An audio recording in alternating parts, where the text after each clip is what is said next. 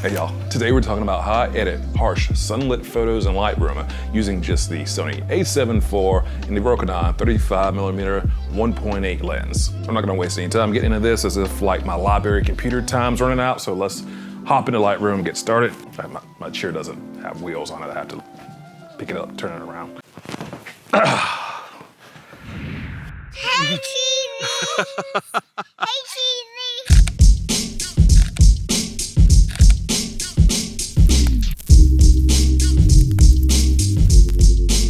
So I'm going to shut down the top menu up here because I do not need that.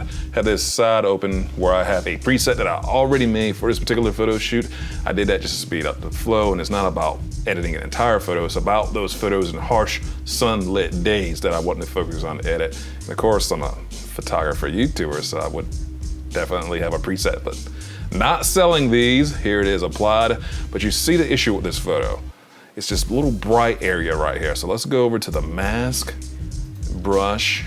I'm just gonna get a nice feather kind of thing going with the circle on the mask, and we're just gonna bring the exposure down some on the photo, on that one particular area of the photo that highlights. We'll bring down the white slider, will bring it down some.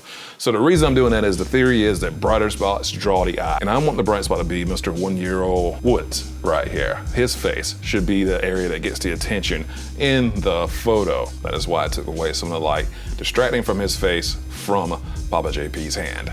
So that's our before that mask.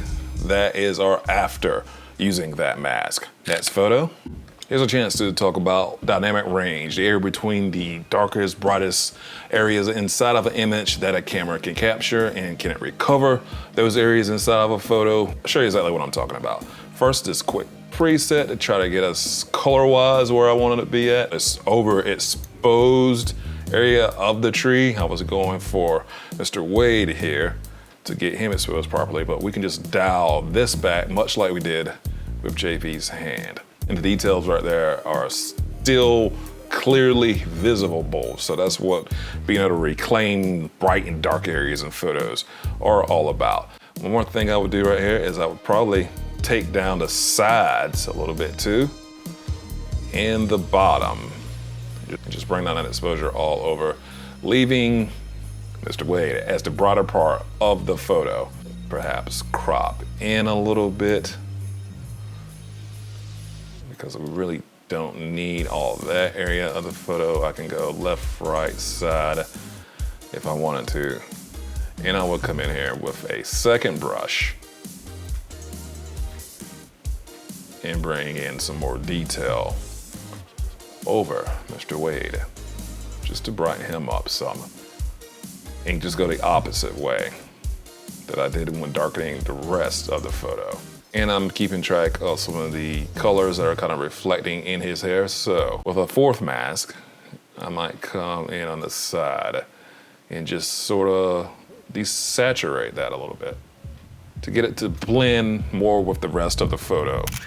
And let me hop in here real quick along with the shot callers to tell you all about our little piece of the internet. It's YeagerShots.com, where you can get our channel, photo, video themed apparel, as well as a few wall art prints and some digital downloads, all at YeagerShots.com.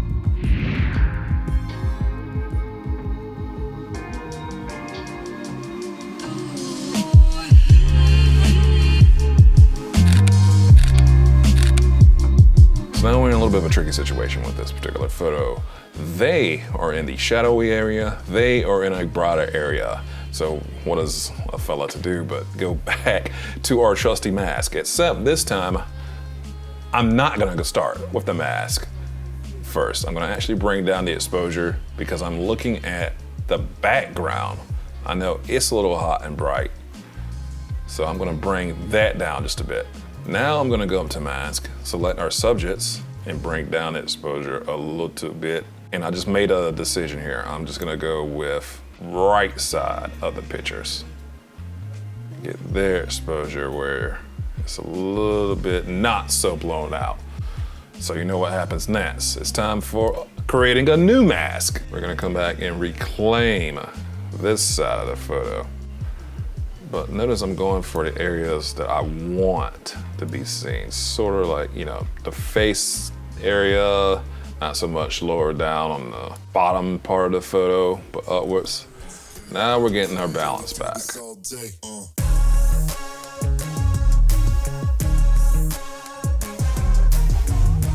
All about pushing and pulling. Get a little bit more right there so they can pop a little bit more, and a little bit more saturation of that photo. And you'll notice I use a lot of masks to make these edits, and I've got an entire video all about using masks in Lightroom, as well as how to get a little bit better performance from your computer when using Lightroom. So there's a video on the screen for those watching on YouTube to check that out, and remember to subscribe to never miss a shot from YeagerShots.com.